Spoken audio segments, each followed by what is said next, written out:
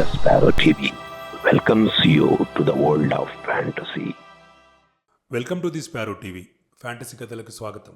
అడవిలో అందరినీ ఆట పట్టిస్తూ అల్లరల్లరి చేస్తున్న ఈ చిటుకుగాడి కథలో మరొక భాగం ఈరోజు మీ ముందుకు తీసుకొస్తున్నాను. చిటుకు ఇప్పుడు దాకా అందరినీ ఆట పట్టించాడు, అల్లరి చేశాడు, అందరితో చాలా సరదాగా వాళ్ళని ఏడిపించాడు.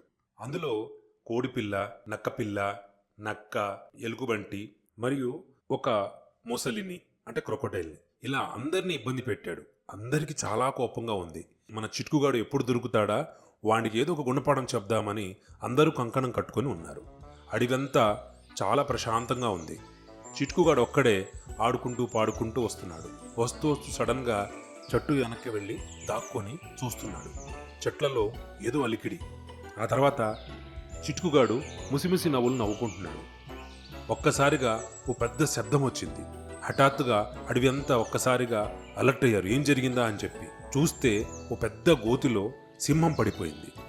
ఆ సింహానికి తన మాయాజాలంతో వల వేసింది ఈ చిటుకుగాడని చెప్పి తెలిసింది. అందరూ చిటుకు వెంక చూశారు. చిటుకు, నువ్వు చాలా తప్పు చేశావు. నేనేం చేయలేదు అన్నాడు చిటుకు.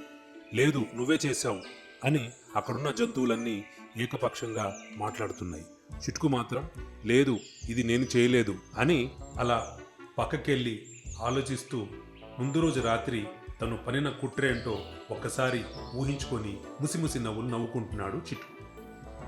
తర్వాత తెల్లారుజామున ఇదిగో ఈ దుర్ఘటన జరిగింది. అడవికి రారాజైన సింహాన్ని ఆట పట్టిస్తావా అని చెప్పి అక్కడున్నటువంటి నక్క కూడా తన్ని కోపంగా అడిగింది. తర్వాత కోడి, ముసలి ఇవన్నీ కోపంతో చిటుకు వైపు అలా చూస్తున్నాయి. చిటుకు ఏముందిలే అని పట్టించుకోకుండా అలా వెళ్ళిపోయాడు. అప్పుడు జంతువులన్నీ చాలా బలంగా, చాలా తెలివిగా ప్రవర్తించి అడవిరాజు అయినటువంటి ఆ సింహాన్ని నెమ్మదిగా పైకి లాగే ప్రయత్నం చేశారు. అడవిరాజు సింహం కూడా కొంచెం పాక్కుంటూ ఉన్నటువంటి వలని ఎలా చీల్చేసి పైకి వచ్చేసాడు.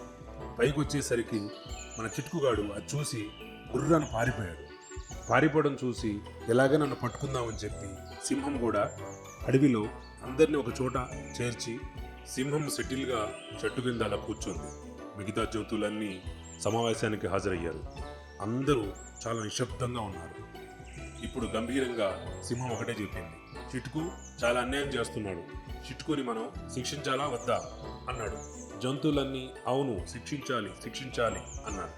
అప్పుడు సింహం సరే అయితే వినండి, చిటుకుగాడికి ఎలాగా చెక్ పెట్టాలో మనం ఆలోచన చేశాను.